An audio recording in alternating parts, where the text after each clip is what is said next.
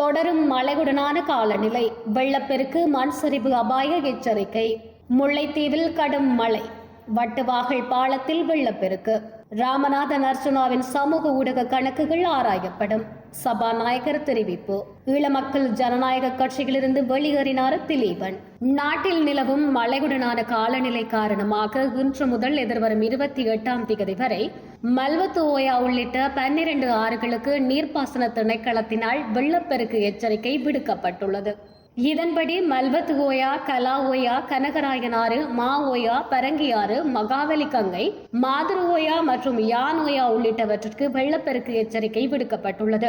குறித்த ஆறுகளை அண்டியுள்ள தாழ்நில பகுதிகளில் வசிப்பவர்களை அவதானத்துடன் செயற்படுமாறு நீர்ப்பாசன திணைக்களம் அறிவுறுத்தியுள்ளது. இதேவேளை மடுள் சீமையிலிருந்து குருவிக்கொள்ள, இடமாறுவ மற்றும் மெட்டிகாத்தன்ன செல்லும் பிரதான வீதியில் கல்லுள்ள பாலத்திற்கு அருகாமையில் பாரிய மண்மேடு சரிந்து வீழ்ந்துள்ளதாக போலீசார் தெரிவித்தனர். இதனால் குறித்த வீதியின் ஊடான போக்குவரத்து முற்றாக தடைப்பட்டுள்ளதாக மடுள் சீமை போலீசார் தெரிவித்தனர். அதே நேரம் பதுளை, நூரேலியா, ரத்தினபுரி, கேகாலை, மாத்தறை மற்றும் காலி ஆகிய மாவட்டங்களுக்கு தொடர்ந்தும் மண் சரிவு அபாய எச்சரிக்கை விடுக்கப்பட்டுள்ளதாக தேசிய கட்டட ஆராய்ச்சி நிறுவனம் அறிவித்துள்ளது. தற்போதைய வானிலை தொடர்பான மேலதிக தகவல்களுடன் இணைக்கின்றார் முன்னாள் சிரேஷ்ட வானிலை அதிகாரி கே. சூரியகுமாரன். தென்கிழக்கு வங்காள விரிகுடா கடல் பிராந்தியத்திற்கு மேலாக நேற்றைய தினம் காணப்பட்ட குறைந்த தாளமுக்க பகுதியானது இன்று தென்மேற்கு வங்காள விரிகுடா கடல் பிராந்தியத்தின் மத்திய பகுதியில் ஒரு தாளமுக்கமாக விருத்தி அடைந்துள்ளது. இது தற்போது மட்டக்களப்பிலிருந்து தென்கிழக்காக 500 கிலோமீட்டர் தூரத்திற்கு அப்பால் காணப்படுகின்றது. இது படிப்படியாக விருத்தி அடைந்து இலங்கையின் கிழக்கு கரையோரத்தை அண்மிக்கும் என எதிர்பார்க்கப்படுகின்றது. இதன் காரணத்தினால் இலங்கையின் அநேகமான பிரதேசங்கள் மேகமூட்டமாக காணப்படும். வடக்கு, வடமத்திய, கிழக்கு, மத்திய, ஊவா மாகாணங்களின் சில பகுதிகளிலும் அம்பாந்தோட்டை மாவட்டத்தின் சில பகுதிகளிலும் மழை அல்லது இடியுடன் கூடிய மழை காணப்படும். நாட்டின் அநேகமான பகுதிகளில் மாலை வேளைகளில் அல்லது இரவு வேளைகளில் இடியுடன் கூடிய மழை காணப்படும். கிழக்கு மாகாணத்தின் சில பகுதிகளில் 150 மில்லிமீட்டர் மழைவீழ்ச்சிக்கும் அதிகமான மழைவீழ்ச்சி பதிவு செய்யப்படலாம் என எதிர்பார்க்கப்படுகின்றது. இதேபோன்று வடக்கு, வடமத்திய, மத்திய, ஊவா மாகாணங்களின் சில பகுதிகளிலும் அம்பாந்தோட்டை மாவட்டத்தின் சில பகுதிகளிலும் 100 மில்லிமீட்டர் மழைவீழ்ச்சிக்கும் அதிகமான மழைவீழ்ச்சி பதிவு செய்யப்படலாம் என எதிர்பார்க்கப்படுகின்றது. வடக்கு, வடமத்திய, கிழக்கு மாகாணத்தின் சில பகுதிகளிலும் அம்பாந்தோட்டை மாவட்டத்தின் சில பகுதிகளிலும் மணித்தியாலத்துக்கு 35 கிலோமீட்டர் முதல் 45 கிலோமீட்டர் வரையான வேகத்தில் சற்று பலமான காற்று வீசக்கூடும். கடல் பிராந்தியங்களை பொறுத்தவரையில் இந்த தாளமுக்க நிலை காரணமாக இலங்கை தீவில் உள்ள கடற்பரப்பில் இலங்கை தீவை சுற்றுள்ள கடல் பிராந்தியத்தில் மீனவர் சமூகம் மற்றும் கடல்சார் தொழிலாளர்கள் துணிகர செயல் எதிலும் ஈடுபட வேண்டாம் என இலங்கை வளிமண்டலவியல் திணைக்களம் அறிவுரை வழங்கியுள்ளது. இதனை மறு அறிவித்தல் வரும் வரை இச்செயலில் ஈடுபட வேண்டாம் என தெரிவித்துள்ளார்கள். அதேபோன்று இலங்கை தீவை சுற்றுள்ள கடல் பிராந்தியங்களில் பல பிரதேசங்களில் மழை அல்லது இடியுடன் கூடிய மழை காணப்படும். இலங்கை தீவை சுற்றுள்ள கடற்பிராந்தியங்களில் காற்றின் வேகமானது மணித்தியாலத்துக்கு 40 கிலோமீட்டர் முதல் 50 கிலோமீட்டர் வரையான வேகத்தில் வீசும். இந்த காற்றின் வேகமானது சில சந்தர்ப்பங்களில் மணித்தியாலத்துக்கு 60 கிலோமீட்டர் முதல் 70 கிலோமீட்டர் வரை அதிகரித்து வீசக்கூடும். நாட்டில் பெய்து வரும் கடும் மழை காரணமாக சுமார் 15,622 பேர் பாதிக்கப்பட்டுள்ளனர் என அனர்த்த முகாமைத்துவ நிலையம் தெரிவித்துள்ளது. அதற்கமைய வடமாகாணத்திலேயே அதிகளவானோர் பாதிக்கப்பட்டுள்ளனர். இதன்படி வடமாகாணத்தில் பாதிக்கப்பட்டவர்களின் எண்ணிக்கை 15,284 பதிவாகியுள்ளது. இந்நிலையில் பாதிக்கப்பட்ட மக்களை பாதுகாப்பான இடங்களுக்கு அழைத்துச் செல்ல ராணுவம் மற்றும் அனர்த்த முகாமைத்துவ பிரிவுகள் நடவடிக்கை எடுத்துள்ளன. முல்லைத்தீவு பரந்தன் A35 வீதியில் உள்ள வட்டுவாகல் பாலத்தினை மூடி மழை வெள்ள நீர் பாய்வதனால் போக்குவரத்தில் ஈடுபடும் மக்கள் சிரமங்களை எதிர்கொண்டுள்ளனர். நாட்டின் பல பகுதிகளில் சீரற்ற காலநிலை நிலவி வரும் நிலையில் முல்லைத்தீவு மாவட்டத்தில் அதிக மழை தொடர்ச்சியாக பெய்து வருகிறது. இதனால் நந்திக்கடல் நீர்மட்டம் அதிகரித்துள்ளது. வட்டுவாகல் பாலத்தினை மூடியதுடன் நீர் பாய்ந்தோடாமல் தேங்கியிருக்கும் நிலை காணப்படுகிறது. அத்தோடு பாலத்தின் அணைக்கட்டுகளை வெள்ள நீர் மூடியுள்ளது. பாலத்தின் பாலத்தின் பல இடங்களில் உடைவுகள் ஏற்பட்டுள்ளன. இதனால் வீதி எது கடல் எது என தெரியாத நிலையிலேயே பயணம் செய்ய வேண்டிய நிலை ஏற்பட்டுள்ளது. வட்டவளை கரோலினா பகுதியில் இன்று காலை இடம்பெற்ற பேருந்து விபத்தில் 4 பேர் காயமடைந்துள்ளனர்.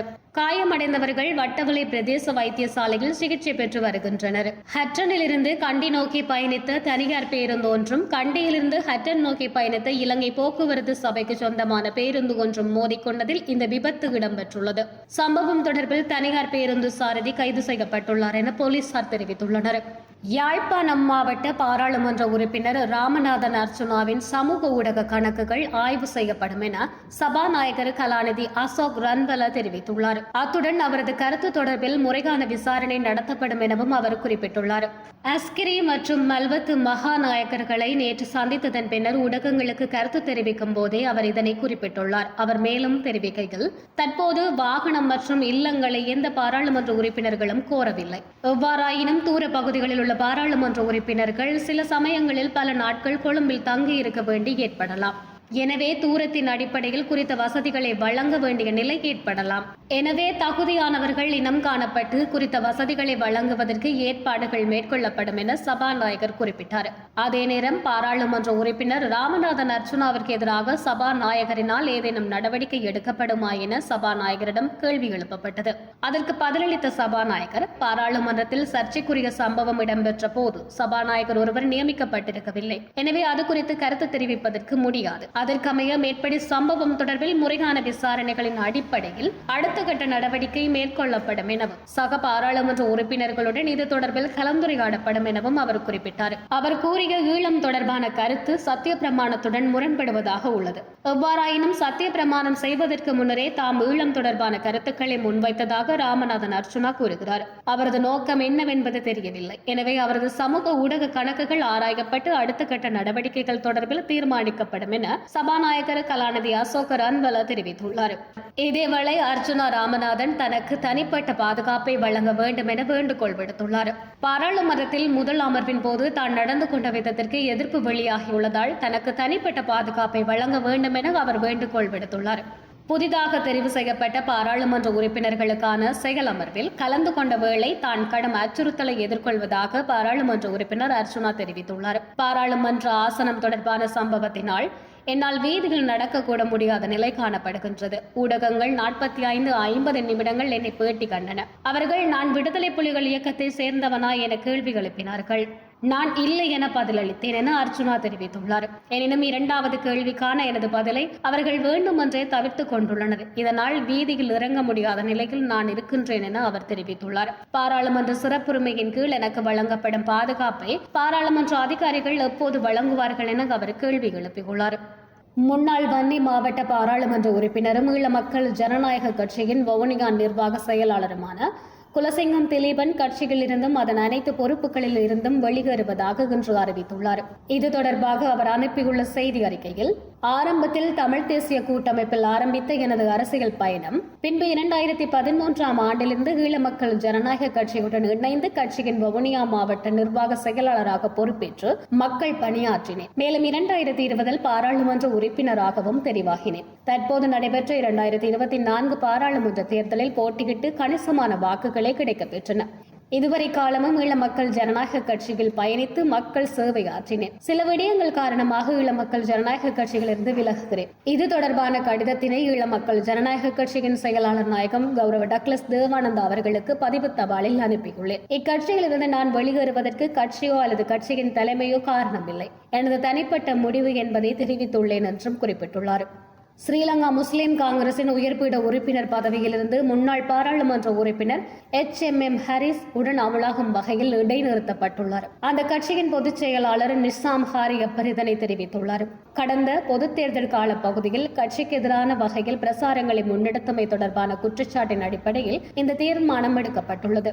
இந்த நிலையில் குறித்த விடயம் தொடர்பில் விளக்கம் அளிப்பதற்கு முன்னாள் பாராளுமன்ற உறுப்பினர் HMM ஹரிஸுக்கு 7 நாட்கள் அவகாசம் வழங்கப்பட்டுள்ளதாகவும் ஸ்ரீலங்கா முஸ்லிம் காங்கிரசின் பொதுச் செயலாளர் நிஷாம் காரியப்பர் தெரிவித்தார். மன்னார் பொது வைத்தியசாலையில் மகப்பேற்றுக்காக அனுமதிக்கப்பட்ட நிலையில் மரணமடைந்த தாய் மற்றும் சிசு விவகாரம் தொடர்பில் நீதியை பெற்றுக் கொடுக்க உரிய நடவடிக்கைகள் மேற்கொள்ளப்படும் என வன்னி மாவட்ட பாராளுமன்ற உறுப்பினர் துரைராசா ரவிகரன் பாதிக்கப்பட்ட குடும்பத்தினரிடம் தெரிவித்துள்ளார். மன்னார் பட்டி தோட்டம் பகுதியில் அமைந்துள்ள பாதிக்கப்பட்டவர்களின் வீட்டுக்கு நேற்றைய தினம் சென்ற பாராளுமன்ற உறுப்பினர் பாதிக்கப்பட்ட உறுப்பினர்களுக்கு தனது அனுதாபங்களை தெரிவித்ததுடன் இடம்பெற்ற துயரச் சம்பவம் தொடர்பான விடயங்களை கேட்டறிந்து கொண்டார். அத்தோடு மன்னார் மாவட்ட செயலாளருக்கு தொலைபேசிகள் தொடர்பை ஏற்படுத்தி இந்த விடயத்தின் நிலை தொடர்பிலும் கேட்டறிந்ததுடன் இந்த விடயத்தில் கூடுதல் கவனம் செலுத்தப்பட்டு நீதியை பெற்றுத்தர உரிய நடவடிக்கைகள் மேற்கொள்ளப்படும் எனவும் அவர் பாதிக்கப்பட்ட குடும்பத்தினருக்கு இதன்போது தெரிவித்திருந்தார். ஜனாதிபதி அனுரகுமார திசாநாயக்கவினால் 2 அமைச்சுக்களுக்கு புதிய செயலாளர்கள் நியமிக்கப்பட்டுள்ளனர் என ஜனாதிபதி ஊடக பிரிவு தெரிவித்துள்ளது. இதன்படி நீதி மற்றும் தேசிய ஒருமைப்பாட்டு அமைச்சின் செயலாளராக ஜனாதிபதி சட்டத்தரணி அஜேசா ஜினசேன நியமிக்கப்பட்டுள்ளார். அத்துடன் கிராம அபிவிருத்தி, சமூக பாதுகாப்பு மற்றும் சமூக வலுவூட்டல் அமைச்சின் செயலாளராக மலர்மதி கங்காதரன் நியமிக்கப்பட்டுள்ளதாக தெரிவிக்கப்படுகிறது. புதிய செயலாளர்களுக்கான நியமன கடிதங்கள் ஜனாதிபதியின் செயலாளர் ஹலாநிதி நந்திக சனத் குமாநாயக்கவினால் ஜனாதிபதி செயலகத்தில் வைத்து வழங்கி வைக்கப்பட்டுள்ளன.